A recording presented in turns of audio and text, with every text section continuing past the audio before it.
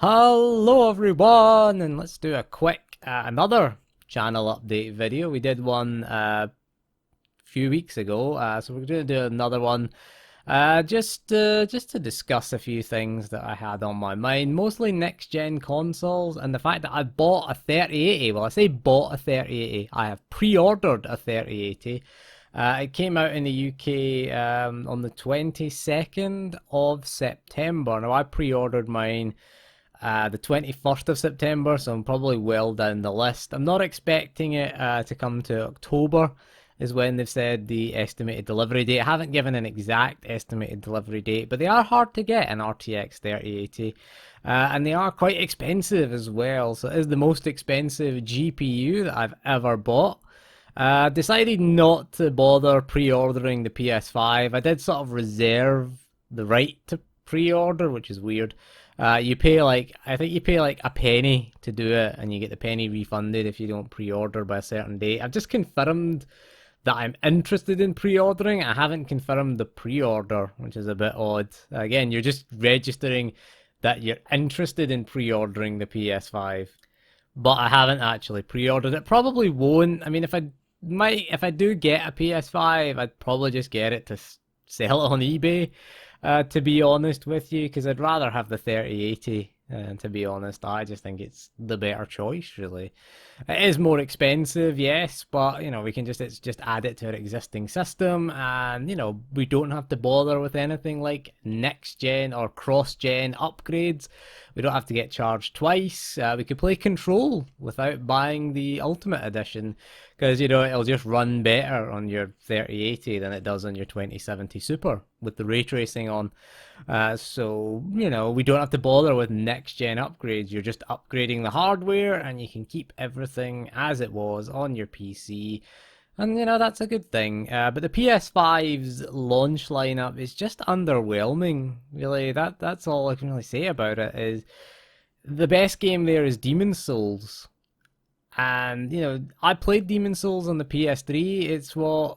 When did Demon's Souls come out? Was it 2008 or 2009? So it's over a decade old anyway. So we're getting a decade old remake, not a remaster. It's going to be a full remake. But I don't see the point in buying a next gen console for a remake. What is the point? I've already played Demon's Souls. Demon's Souls is a great game. Don't get me wrong. It's a great game, but I want something new next gen. If it was Demon's Souls 2, yeah, I'd probably more interested in it. If it was a sequel to Demon's Souls, I think that would be much better. And there's also nothing really worth getting. You've got Assassin's Creed Valhalla, you've got Watch Dogs Legion, which I never liked the first Watch Dogs game, never played the second game. Assassin's Creed is just Assassin's Creed, really. It's the same kind of crap every year. I played Assassin's Creed Odyssey for 5 minutes and just got annoyed when I was fighting a level 5 enemy at level 2, and it took me about 45 minutes to kill it just because it was level 2. And it wasn't even difficult. I did kill the enemy. It was just doing so little damage, and all you did was dodge his big attack, and that was it. So I got bored of Assassin's Creed Odyssey, not really interested in Assassin's Creed or Watch Dogs, to be honest. But yeah, there's nothing must buy. There's nothing really. It's quite underwhelming. The Xbox Series X is quite underwhelming as well. Without Halo Infinite, which is coming to PC anyway, so might as well just get a PC. The Xbox brand is kind of pointless, although I see a lot of people were unhappy at the Xbox Series S announcement, which is basically a 1440p version of the Xbox Series X, which I take it is going to run at 4K, or at least AI upscaled 4K. I imagine that's going to be the thing next gen. It's not really going to be native resolution.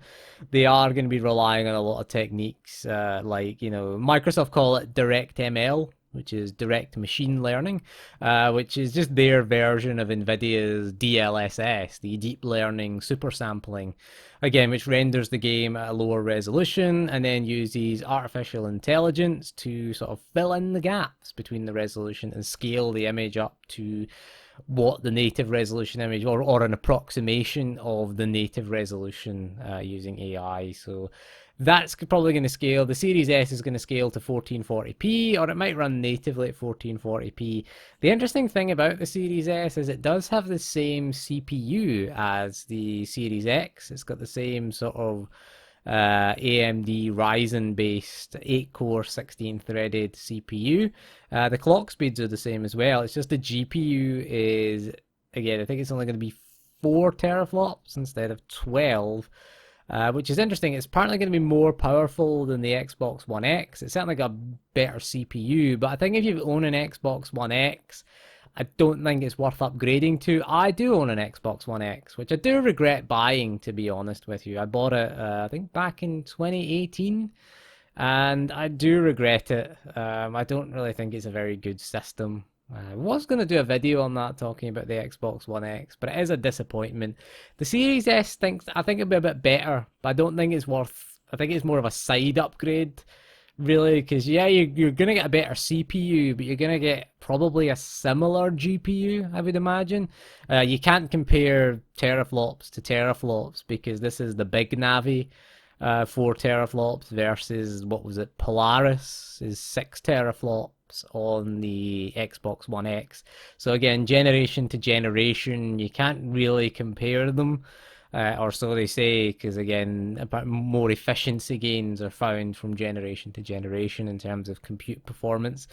So it is difficult to do a comparison between 6 teraflops and 4 teraflops. I think you probably get about the same results in terms of GPU horsepower. I think there, the big difference is going to be the Ryzen-based CPU, which is going to be the same. So it's going to do 1440p, 60 FPS. It isn't going to have a disk drive, which is interesting. So it's going to be digital only, but it is only going to be $300 as opposed to $500 for the Series X. I think a lot of people say they don't see the point in it. I kind of think it's going to be. I mean, if you imagine parents of kids who play Fortnite, I would imagine it's kind of a nice upgrade for them, if you think about it, because it's kind of cheap at $300.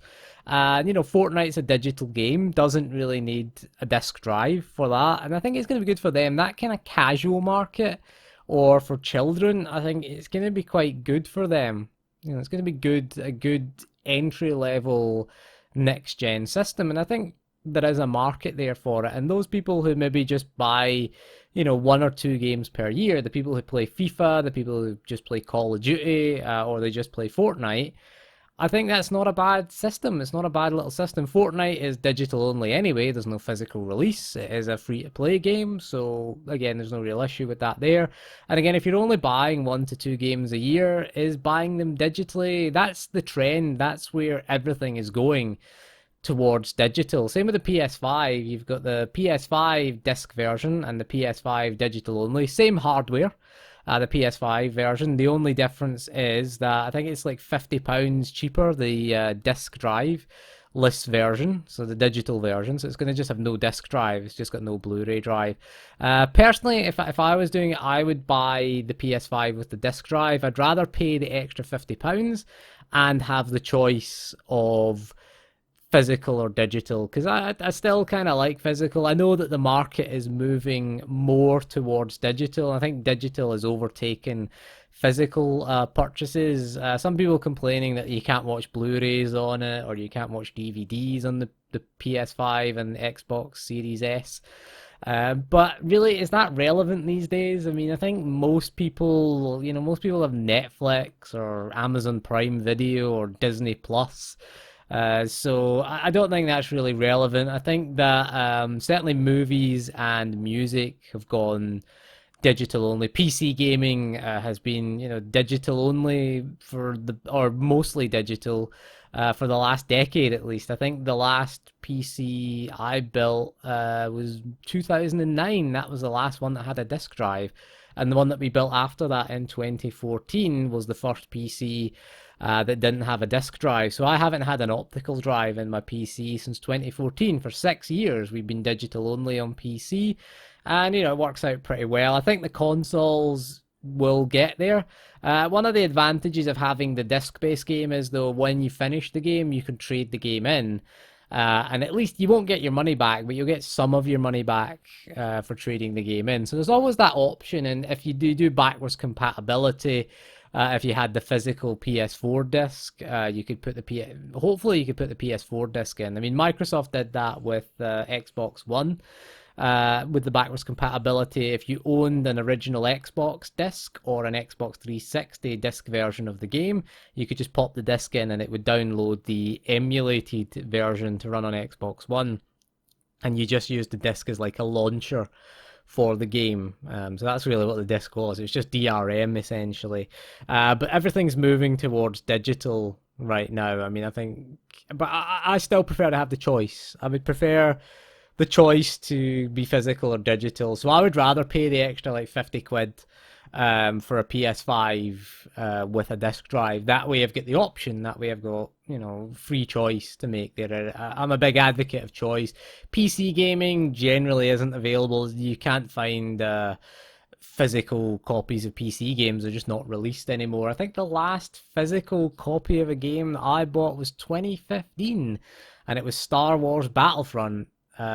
Just because it was on a deal, and if you bought the physical version, you got you got some items for SWTOR. That you got a Tauntaun mount in Star Wars: The Old Republic. Playing that at the moment still.